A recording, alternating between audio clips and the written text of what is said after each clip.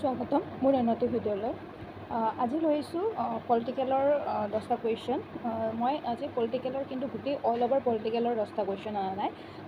introduction part এটা আনিছোঁ Indian কনষ্টিটিউশ্যনৰ তাৰে ইন্ট্ৰডাকশ্যন পাৰ্ট মানে কি আৰু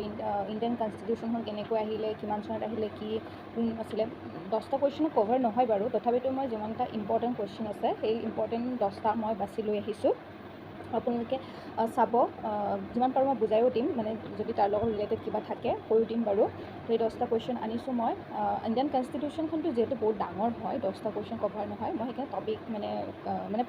ভাগ কৰি দিছোঁ আৰু পলিটিকেল বুলি ক'লে একচুৱেলি ইণ্ডিয়ান কনষ্টিটিউশ্যনখন বেছি সোমাই থাকে ক'ব গ'লে আৰু বেলেগো আছে টপিক যিমান পাৰোঁ মই লৈ আহিম বাৰু এনেকৈ 10টা কুৱেশ্যন হওক বা 20টা কুৱেশ্যন হওক তেনেকৈ আনিলে অলপ আপোনালোকৰো হয়তো চাবলৈ সুবিধা হয় টপিক ৱাইজো আনিব খুজিছিলোঁ কিন্তু আপোনালোকে মই দেখিছোঁ যে টপিক ৱাইজত বেছি ইণ্টাৰেষ্ট নিদিয়ে যেন লাগিছে মোৰ কিন্তু টপিক ৱাইজ পঢ়িলে বেছি ভাল হয় যিমান পাৰোঁ মই টপিক ৱাইজো আনিবলৈ চেষ্টা কৰিম পইণ্ট ৱাইজ দি কেনে তেতিয়া ভাল হয় কি হয় বস্তুবোৰ মানে বহুত বস্তু জনা যায় তথাপিতো মই MCQ আনিলেও মানে ধুনীয়াকৈ আনিছোঁ মানে প্ৰথমৰ পৰা এইলৈকে মানে মাজত খিচিৰি মিচিৰি কৰি অনা নাই মই তো ধুনীয়াকৈ আনিছোঁ যিমানখিনি পাৰোঁ ৰিলেটেড কিবা কিবি যদি থাকে মই কৈ দিব চেষ্টা কৰিম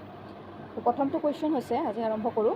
the constitution of India was adopted on তো আমাৰ ইণ্ডিয়ান কনষ্টিটিউশ্যন কেতিয়া এডপ্ট কৰা হৈছিলে তো ইয়াৰ লগত কিন্তু কনষ্টিটিউশ্যনৰ লগত দুটা ডেট জড়িত হৈ থাকে তো নেক্সট কুৱেশ্যনত মই আৰু এটা আনিছোঁ তো প্ৰথম আমাৰ ইণ্ডিয়ান কনষ্টিটিউশ্যন কেতিয়া এডপ্ট কৰা হৈছিলে লোৱা হৈছিলে তো প্ৰথম আছে আমাৰ 26 জানুৱাৰী 1950 26 নৱেম্বৰ 1949 15 আগষ্ট 1947 এণ্ড 14 আগষ্ট 1947 ইয়াৰে শুদ্ধ উত্তৰ হ'ব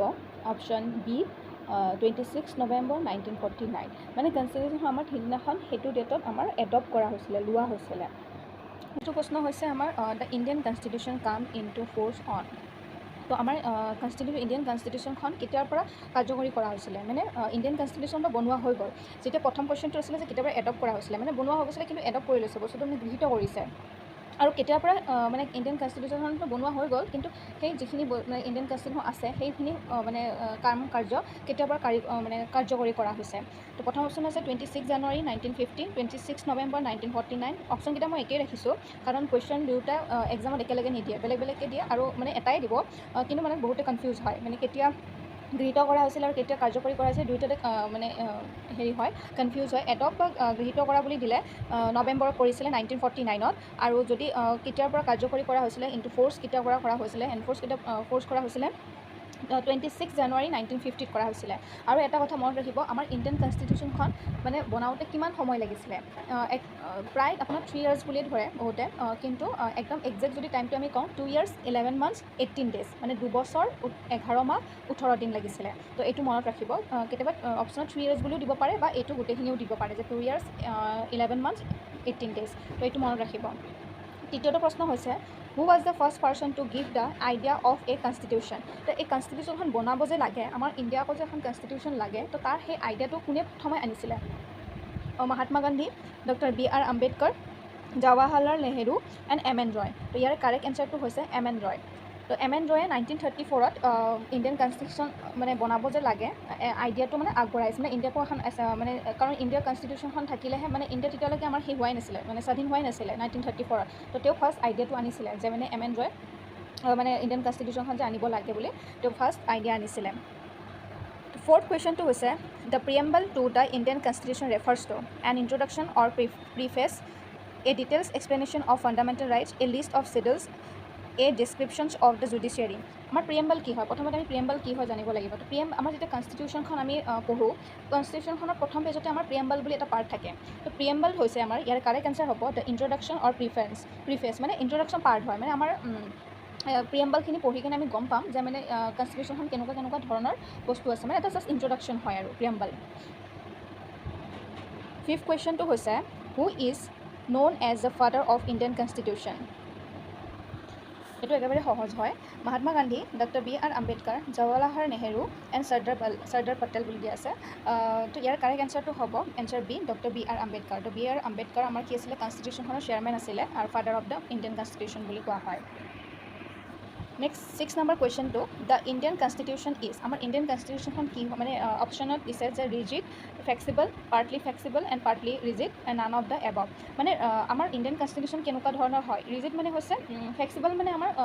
গতিশীল মানে চেঞ্জ হৈ থাকিব পাৰে আৰু ৰিজিড মানে হৈছে ফিক্স কিছুমান বস্তু তো আমাৰ ইয়াৰ কাৰেক্ট এনচাৰটো হৈছে পাৰ্টলি ফ্লেক্সিবল এণ্ড পাৰ্টলি ৰিজিড মানে আমাৰ ইণ্ডিয়ান কনষ্টিটিউশ্যন কিছুমান বস্তু চেঞ্জো কৰিব পাৰি আৰু কিছুমান বস্তু কিন্তু চেঞ্জ কৰিব নোৱাৰি ফিক্স হয় তো দুয়োটাই হয় চেঞ্জো কৰিব পাৰি ফিক্সো হয় মানে চেঞ্জো কৰিবও নোৱাৰি আৰু চেঞ্জ কৰিব পাৰি কিছুমান পাৰ্ট চেঞ্জ কৰিব পাৰি কিছুমান পাৰ্ট চেঞ্জ কৰিব নোৱাৰি যেনেকৈ আমাৰ এমেণ্ডমেণ্টৰ দ্বাৰা আমাৰ কি হয় এমেণ্ড কৰি কেনে কিছুমান বস্তু চেঞ্জ কৰি থাকে তো আমি নেক্সট ভিডিঅ'লৈকে আমি এমেণ্ড কি হয় কি এইবিলাক পঢ়িম বাৰু পিছত নম্বৰ 8 কুৱেশ্যনটো হৈছে from which of the following has the Indian constitution borrowed the maximum তো আমাৰ যেতিয়া ইণ্ডিয়ান কনষ্টিটিউশ্যন বনাইছে তো অনলি যে আমাৰ মানে ইণ্ডিয়ান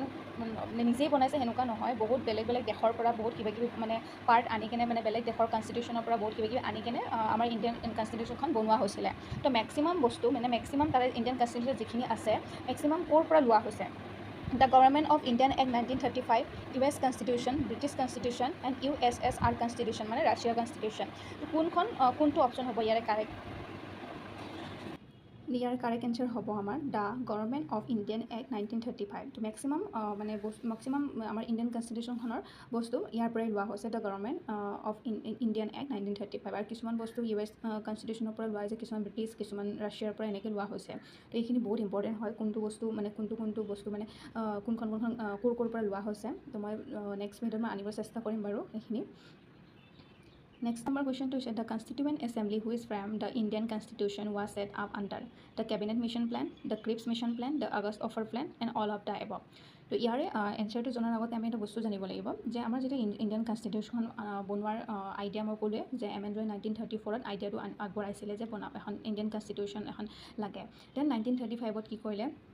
INC ফাৰ্ষ্ট টাইমৰ কাৰণে অফিচিয়েলি ডিমাণ্ড কৰিছিলে যে ইণ্ডিয়ান কনষ্টিটিউশ্যন এখন লাগে দেন 1938ত জৱাহৰলাল নেহৰুৱে INCত কি কৰিলে INC মিনছ ইণ্ডিয়ান নেশ্যনেল কংগ্ৰেছত ঘোষণা কৰিছিল যে আমাৰ মুক্ত ভাৰতৰ কাৰণে এখন ইণ্ডিয়ান মানে কনষ্টিটিউশ্যন কৰিব লাগে য'ত মানে আমাৰ বাহিৰৰ মানুহৰ কোনো হস্তক্ষেপ নাথাকিব অনলি ইণ্ডিয়ান মানুহ থাকিব দেন কি কৰিলে তাৰপিছত প্ৰথম এই যিটো ইণ্ডিয়ান কনষ্টিটিউশ্যনখনৰ কাৰণে ব্ৰিটিছে একচেপ্ট কৰিছিলে সেইটো আছিলে আগষ্ট অফাৰ 1940 কিন্তু কিবা কাৰণত সেই আগষ্ট অফাৰ 1940ত ইণ্ডিয়ান কনষ্টিটিউশ্যন মানে ইণ্ডিয়াই একচেপ্ট কৰি নল'লে কাৰণ তাত মানে ব্ৰিটিছে কিছুমান ডিমাণ্ড ৰাখিছিলে যে এইখিনি কৰিলেহে ইণ্ডিয়ান কনষ্টিটিউশ্যনখন বনাবৰ কাৰণে মানে তেওঁলোকে পাৰ্মিশ্যন দিব দেন আগষ্ট অফাৰত 1940ত মানে কি হ'ল ইণ্ডিয়ান কনষ্টিটিউশ্যনখন ছেটআপ কৰাৰ কাৰণে কোনো ধৰণৰ নহ'লে তো ইয়াতে আমি আগষ্ট অফাৰ দিছোঁ তো আগষ্ট অফাৰ অপশ্যন গুচি গ'ল দেন আমাৰ ক্ৰিপছ মিছন আহিলে 1940ত তাতেও আমাৰ কি হ'ল ইণ্ডিয়ান কনষ্টিটিউশ্যনখনৰ সেই মানে বনোৱাৰ কোনো ধৰণৰ ছেটআপ কৰাৰ কোনো ধৰণৰ একচেপ্ট কৰা নহ'লে then option B not correct then কি হ'ল লাষ্ট আমাৰ যিখন কেবিনেট মিছন আছে 1946 তাতে আমাৰ কি হ'ল কেবিনেট মিছনৰ অনুসৰি আমাৰ কি হ'ল ডকুমেণ্টৰ যিখিনি দিছিলে সেই অনুসৰি আমাৰ ইণ্ডিয়ান কনষ্টিটিউশ্যনখন বনোৱা হয় মানে আগষ্ট অফাৰ ক্ৰিপ মিছনত আমাৰ কি হৈছিলে ৰিজেক্ট কৰা হৈছিলে তো ইয়াৰ কাৰেক্ট এনচাৰ হ'ব cabinet mission plan number 10 question আছে নম্বৰ 9 হ'ব এইটো the British government send the cabinet mission to India cabinet mission কিমান চনত মানে কৰা হৈছিলে তো মই অলৰেডি চনকেইটা কৈয়ে দিছিলোঁ ইয়াতে চন দিয়া নাছিলোঁ অলৰেডি মই চনকেইটা কৈয়ে দিছিলোঁ তো এইটো আপোনালোকৰ কাৰণে থৈ দিলোঁ যদি আপুনি আগৰ কুৱেশ্যনটোত মানে মনোযোগ দিছিলে তো নিশ্চয় আপোনালোকে এনচাৰটো মোক কমেণ্টত জনাব নম্বৰ 10 কুৱেশ্যনটো হৈছে who was elected the permanent president of the constitution assembly আমাৰ কনষ্টিটিউশ্যন এছেম্বলিৰ পাৰ্মানেণ্ট প্ৰেচিডেণ্ট কোন আছিলে doctor Shashinanda Sinha doctor Rajendra Prasad doctor BR Ambedkar N Gopalaswami Ayyangar তো ইয়াৰ কাৰেক্ট এনচাৰ হ'ব বি ডক্টৰ ৰাজেন্দ্ৰ প্ৰসাদ আৰু ইয়াৰ লগত এটা কুৱেশ্যন ৰিলেটেড হৈ আছে মানে এটা কথা ডক্টৰ শশীনন্দা সিনহাও এছেম্বলিখনৰ কনষ্টিটিউশ্যন এছেম্বলিখনৰ টেম্পৰাৰী প্ৰেচিডেণ্ট আছিলে মানে আমাৰ প্ৰথম কনষ্টিটিউশ্যন এছেম্বলি ফাৰ্ষ্ট মিটিংখন কেতিয়া হৈছিলে 9 ডিচেম্বৰ 1946ত কৰা হৈছিলে তো তেতিয়া সেই 9 ডিচেম্বৰ 1946ত টেম্পৰাৰী হিচাপে প্ৰেচিডেণ্ট ৰাখিছিলে ডক্টৰ শশীনন্দা সিনহাক টেম্পৰাৰী প্ৰেচিডেণ্ট হিচাপে ৰখা হৈছিলে দেন কি হ'ল 1946 11 ডিচেম্বৰত কি কৰিলে পাৰ্মানেণ্ট প্ৰেচিডেণ্ট হিচাপে ডক্টৰ ৰাজেন্দ্ৰ প্ৰসাদক মানে কৰা হয় তো এইটোতো মনত ৰাখিব কেতিয়াবা চনটোও দিব পাৰে যে কিমান চনত কৰা হৈছিলে পাৰ্মানেণ্ট প্ৰেচিডেণ্ট হিচাপে তেওঁ তো 11 ডিচেম্বৰ 1946 আৰু টেম্পৰাৰী হিচাপে 9 ডিচেম্বৰ 1946ত কৰা হৈছিলে তো এই 10টা কুৱেশ্যন মই আলোচনা কৰিলোঁ তো আপোনালোকৰ যদি কিবা ইয়াত সুধিব লগা থাকে তো কমেণ্টত নিশ্চয় জনাব যদি ভিডিঅ'টো চাই ভাল লাগিলে লাইক শ্বেয়াৰ ছাবস্ক্ৰাইব কৰি দিব কিবা যদি ভুল হৈছে ক্ষমা কৰি দিব আজিলৈ আহিছোঁ ধন্যবাদ